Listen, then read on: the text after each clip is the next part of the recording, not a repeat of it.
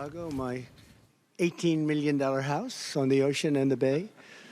And it's one of the problems we have. We have a court system that's very corrupt. We have a border that's open.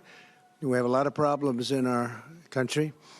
And we have an election problem, and that's really what we're here to talk about today. Speaker Johnson's going to be briefing you on what we discussed, what we agree on. But I would like to demand that our border be closed because we have millions of people coming into our country. Millions and millions of people are pouring in at levels that nobody's reporting, nobody's going to talk about. But I believe you could have 15 million already in. Some are terrorists. They come from jails and prisons. They come from mental institutions and insane asylums. They come from all over the world, not just South America. They're coming from all over the world. Venezuela announced that their crime is down 67% because of the fact that they've taken the gang members, the leaders and the members, and they've deposited them very nicely into the United States of America. That's just Venezuela. It's happening with the Congo. It's happening with countries all over Africa, Asia, South America, all over the world it's happening.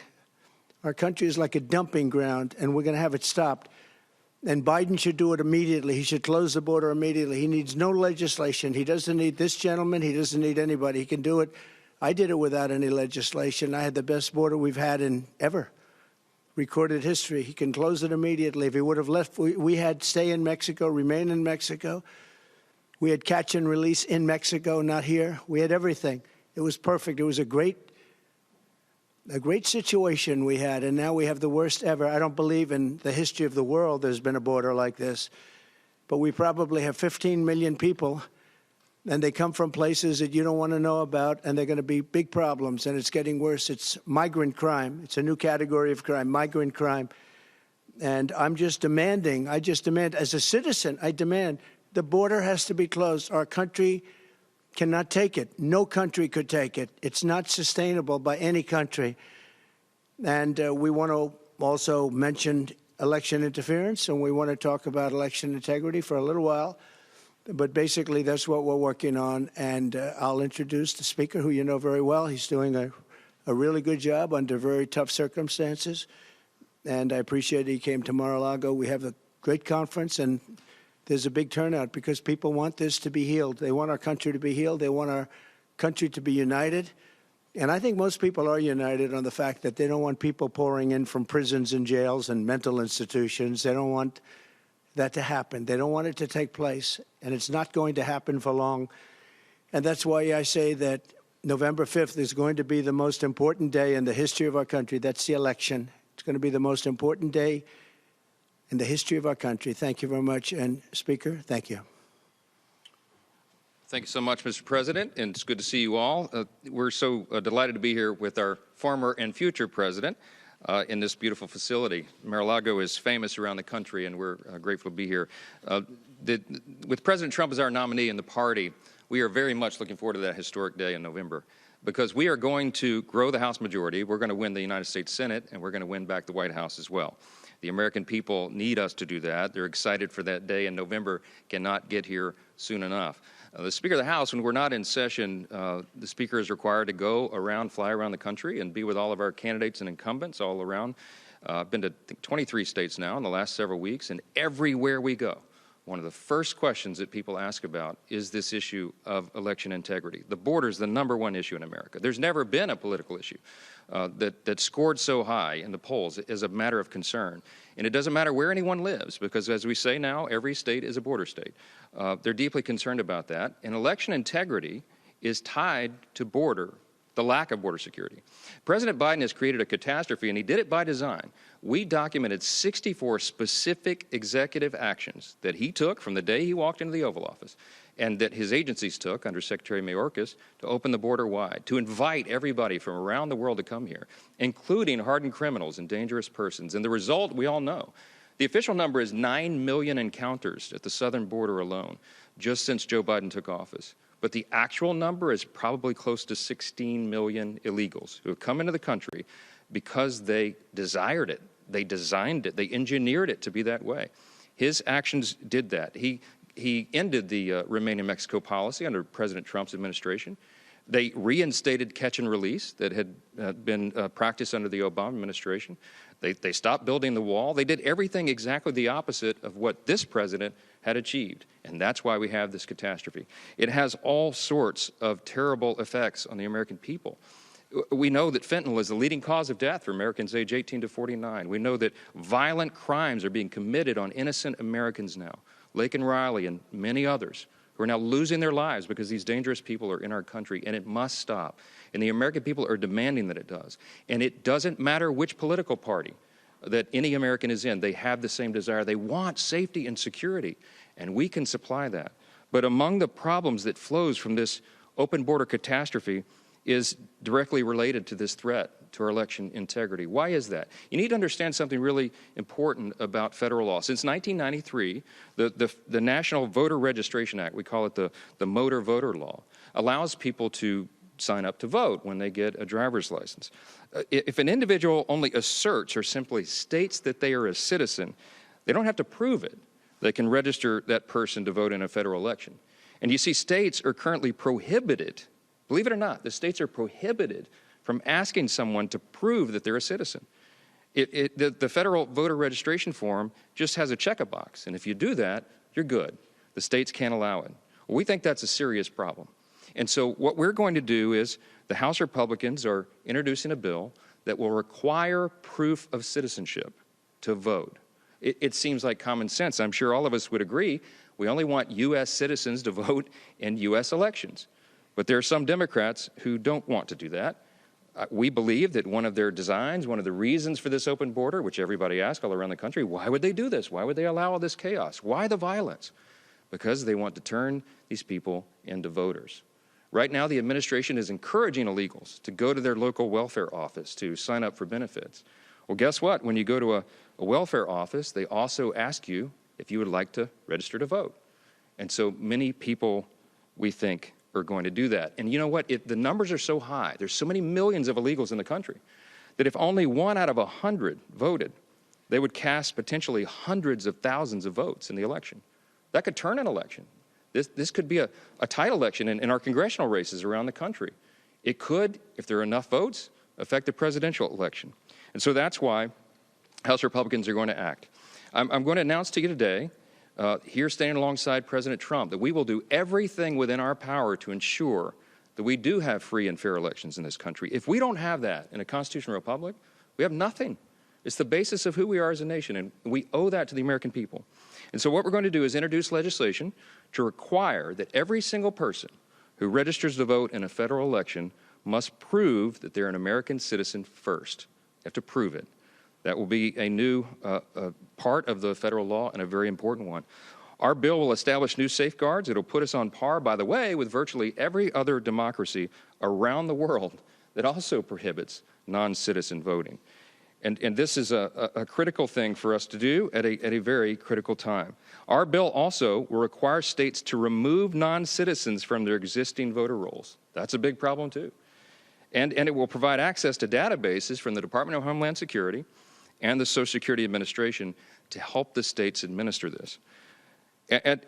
As the entity that is responsible for regulating federal elections, Congress has this responsibility. We cannot wait for widespread fraud to occur, especially when the threat of fraud is growing with every single illegal immigrant that crosses that border.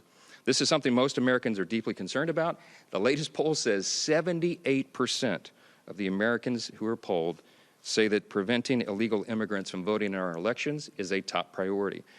In every place I've gone around the country, whether it's out west, Midwest, Long Island, Deep South, it doesn't matter. Everybody is concerned about this. We have a job to do. Here's what you need to look for, and I'll turn it back to the president. When we put this bill on the floor, you're going to see a record vote by Republicans and Democrats. You'll see that the Republicans stand for election integrity. And then we'll be able to ask this very important question of the Democrats. They're going to have to go on record. Do you believe that Americans and Americans alone should be the ones who vote in American elections? We're about to find out their answer. And I think that will be a very interesting one for everybody to see. Mr. President, thank you again for hosting us today. I'll turn it back to you. Thank you very much. Yes, sir. Thank you. Yes, sir. Beautiful. Thank Do you have any questions?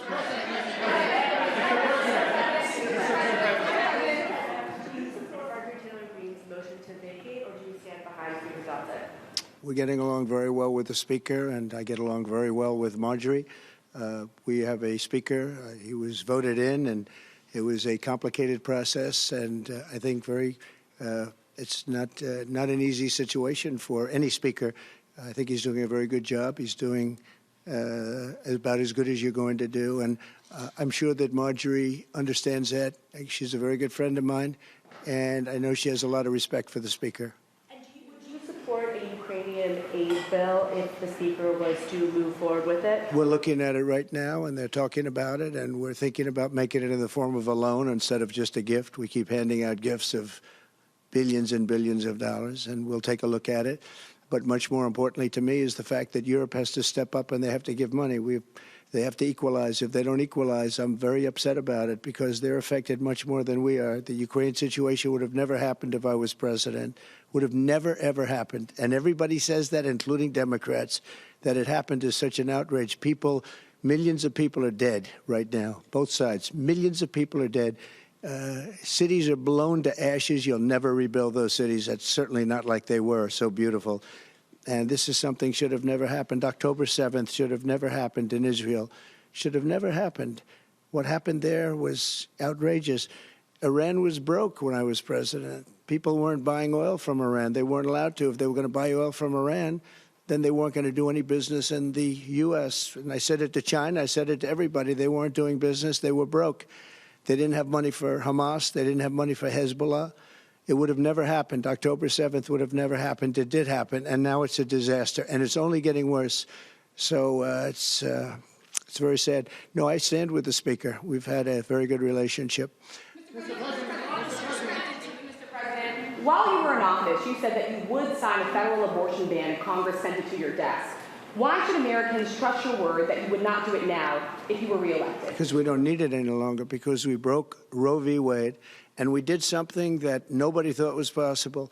We gave it back to the states, and the states are working very brilliantly, in some cases conservative, in some cases not conservative, but they're working, and it's working the way it's supposed to. Every legal scholar, real legal scholar, wanted to have it go back to the states, Democrat, Republican, liberal, conservative, and we were able to do that. You know, what we did was give it back to the states, and now the states are working their way through it. And you're having some very, very beautiful harmony, to be honest with you. You have some cases like Arizona that went back to like 1864 or something like that, and a judge made a ruling, but that's going to be changed by government. They're going to be changing that. I disagree with that.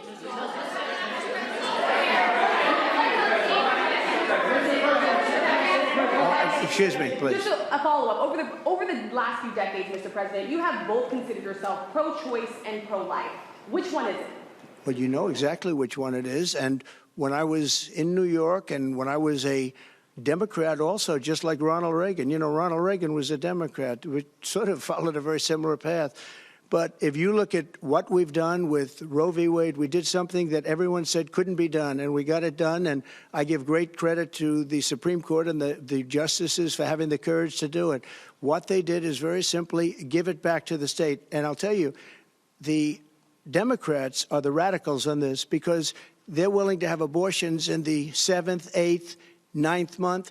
They're even willing, and you can call it what you want, but you go back to the governor of Virginia, the previous governor of Virginia, the Democrat governor of Virginia, where he talked about execution of a baby after birth.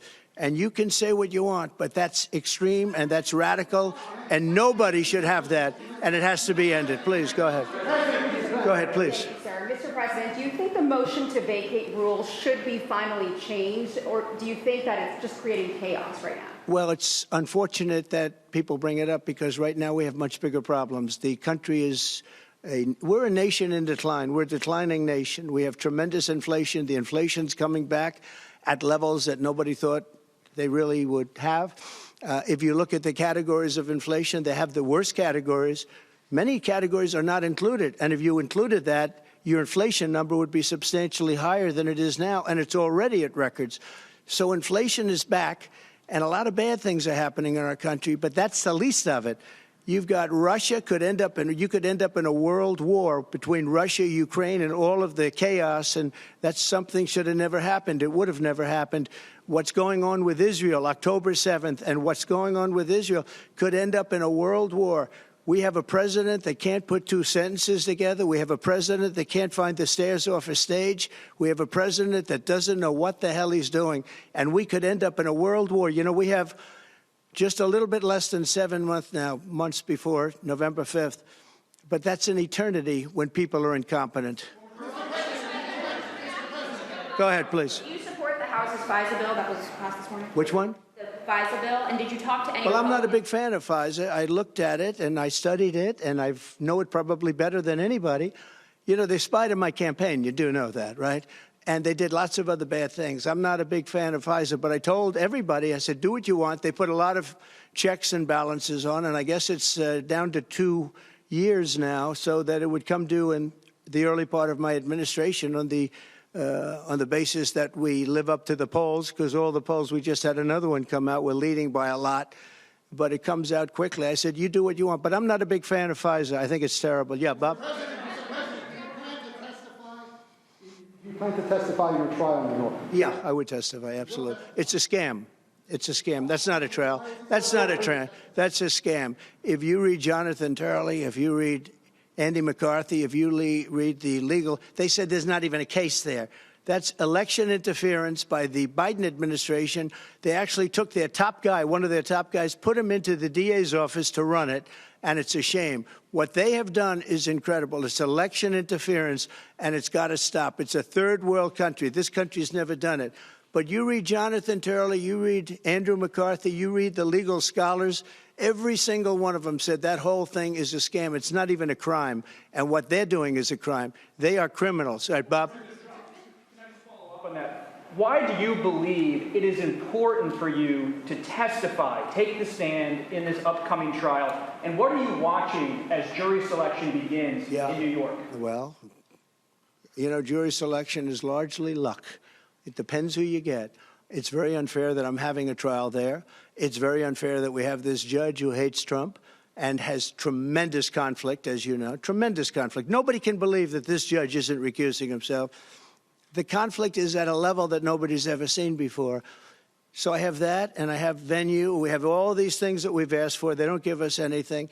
It's a witch hunt that takes place in New York, and that is taking place, and it's very bad for New York, and it's very bad for the judicial system in New York. I'm testifying. I tell the truth. I mean, all I can do is tell the truth, and the truth is that there's no case. They have no case, and again, you have to read the scholars, read all of the legal scholars. I haven't seen one legal scholar that said this is a case. And in fact, even you people said, oh, gee, that's too bad. This is the first one. All of them are scams. They're all about election interference. We have a president that doesn't know where he is. He can't speak. The whole world is collapsing. The world is on fire. They have no respect for our country anymore. And the only way he thinks he can win is by doing this, you know, trials of Trump. We have Fawny in Atlanta, who's been so discredited now. That was a setup with her boyfriend so they could take trips and take a lot of money out. And that's something that should be dismissed. Not just the prosecutor dismissed, the case should be dismissed. Every single one of them said, look at what happened with Biden. He gets off scot-free with 50 years of documents and classified information. He gets off scot-free. And I'm still fighting that trial. The whole thing is a disgrace, and it's a disgrace to our nation. According to both U.S. and Israeli intelligence reports. Have you spoken with Israeli Prime Minister Benjamin Netanyahu? How should the United States respond? And the same question for you, Mr. Speaker. I don't want to say who I spoke to, but for the president of our country to actually put out a warning that he thinks that we're going to be attacked or they're going to be attacked, that's pretty pathetic. They wouldn't be attacking Israel if I were president, that I can tell you, and they never did. They wouldn't be attacking. Iran was in no position to attack. They had no money. They were broke. But now they have $221 billion, and they have Iraq, who has $300 billion, and Iraq has become a subsidiary of Iran. With all that we've done, with all of the fighting, all of the death, look at what happened, how incompetent the whole thing is.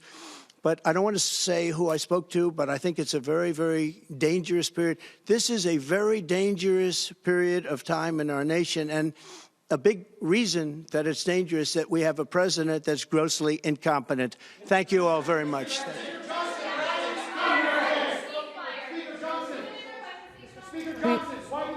You have been listening to former President Trump standing alongside House Speaker Mike Johnson at Mar-a-Lago. A range of topics. House Speaker Johnson introducing new legislation that he said is new that would be about requiring U.S. citizens to vote. We're going to fact-check that for you in just a moment. But first, I want to bring in our ABC News political director, Rick Klein. Rick, a lot of ground covered in the questions there, everything from abortion to Ukraine to Israel. What are some of your takeaways from what the questions that the former president was asked, and the message he had there alongside Speaker Johnson? Yeah, Elizabeth, this appearance was filled with a lot of half-truths and misinformation, including about the topic that they wanted to bring to people today about undocumented immigrants or any kind of non-citizens voting. In fact, it isn't nearly the issue that they said it was. I know we're going to get to a lot of that, but to me, the headline, Elizabeth, was that the President Trump says that we do not need a national abortion ban because Roe v. Wade is now gone. That, to me, is a big headline that is going to make a lot of political waves. And when asked by our friend, our colleague, Rachel Scott, in the room, does he consider himself pro-life or pro-choice? He did not answer the question. He says, you know which one it is, and he talked about the time that he used to be a Democrat. He said, just like Ronald Reagan, as Rachel pointed out, he has been both of those things. This week has been dominated by headlines on abortion, and I think it's closing the same way with a decidedly murky position from former President Trump, standing next to a man who is a proponent of a national abortion ban. He, once again, was not able to fully articulate what his policy would be, what his position would be, and couldn't even say whether he's pro-life or pro-choice. Let's go to our ABC News senior congressional correspondent, Rachel Scott, who asked that question, is live in the room there at Mar-a-Lago. Rachel, great question, making a lot of news out of the former president. What did you make of his answer to you saying, you know what my position is on abortion? Yeah, well, he didn't really even go there and say what exactly it was, and I tried to follow up. Why not just clarify where you stand on this issue? Because you have said over the past couple of decades that you're both pro-life and pro-choice, and then the former president just brushed off the question, the follow-up question, and continued to move on to other reporters. I think it represents the position that Republicans are facing all across this country right now as they're dealing with the issue of abortion rights. Since Roe versus Wade was overturned, we know that that has cleared the way for 21 states to either ban or restrict access to abortion. And that has cleared the way for a state like Arizona then to put this law that is now going to soon go into effect in that state that the former president is not happy with at all. So you heard him there say that he doesn't believe that there should be a national abortion ban at this point. But if you just flash back to 2018, you had the former president saying that if Congress were to send one to his desk, that he would sign it. So it's this sort of both sides that we're seeing from the former president, and why reporters like me are trying to clarify where he stands on this very important issue, because this could define the November election. We know that abortion rights has won in all 6 states where it has appeared on the ballot so far. We know that it could appear on the ballot in as many as 14 states this November, including several battlegrounds like right there in Arizona, Pennsylvania, and Nevada.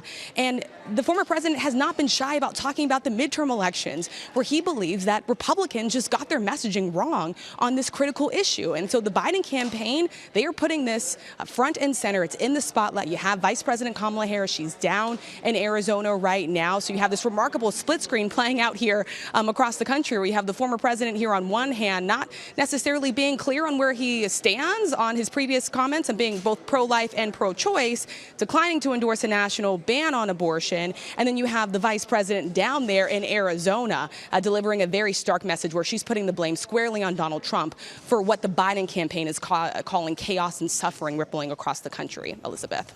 And we will be bringing those remarks from the vice president live. Rachel, I also do want to ask your thoughts on the former president saying that he gets along well with Speaker Johnson, that he stood there and he said that so far they have what seems to be a good relationship. What did you make of the interaction between the two of them, given the threat from some members in the Republican Party who are trying to oust the House Speaker? Yeah, it's a really great question, Elizabeth, because heading into this, we were talking about this on the air. We were watching the interaction between the former president and as well as the new Speaker of the House, Mike Johnson, because this is what Speaker Mike Johnson, frankly, needs. We know that when Kevin McCarthy was going 15 rounds for the Speaker's gavel, it was former President Donald Trump who was on the phone, quite literally on the House floor, with members trying to persuade them to vote for Kevin McCarthy so that he can clinch the Speaker's gavel. And in the end, it was with the help of Trump's support that McCarthy was able to get there. We have seen the former president have tremendous influence, especially over Republicans in the House. And Congresswoman Marjorie Taylor Greene, she is a staunch supporter of the former president. She is typically on his plane. She is flying with him from rally to rally. She supports the former president. She's very defiant about that. But now you have this break here where you have the former president. He's standing side by side with the Speaker of the House that Congresswoman Marjorie Taylor Greene believes needs to be ousted. Elizabeth? Well, thanks so much, Rachel, for your reporting there from Mar-a-Lago.